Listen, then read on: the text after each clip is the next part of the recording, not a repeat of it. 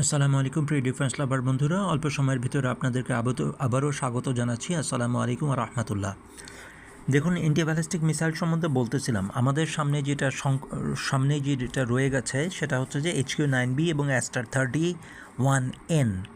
এই দুইটা ছাড়া যে ইসরায়েলের তৈরি যে অ্যারো 2 এর কথা বললাম, সেটা বিশ্বের শ্রেষ্ঠতম অ্যান্টি ব্যালিস্টিক মিসাইল হওয়া সত্ত্বেও আমাদের পক্ষে পাওয়ার সম্ভাবনা কতটুকু আমাদের জানা নেই।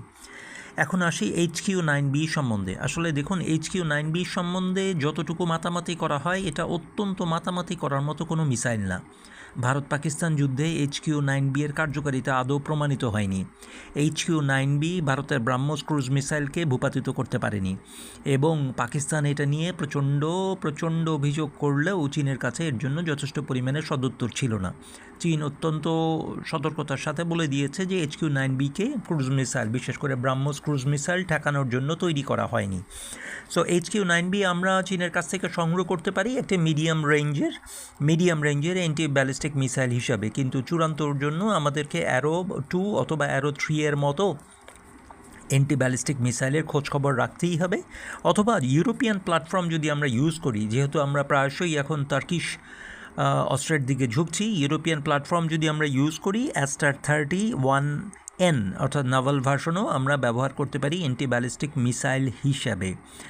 এখন দেখুন, আপনাদের মনে প্রশ্নই উঠতে পারে যে আমরা কত ধরনের অস্ত্র ব্যবহার করব। এক্ষেত্রে মাসুস ডিফেন্স ব্লগের একটি সুনির্দিষ্ট পরিমাপ রয়েছে।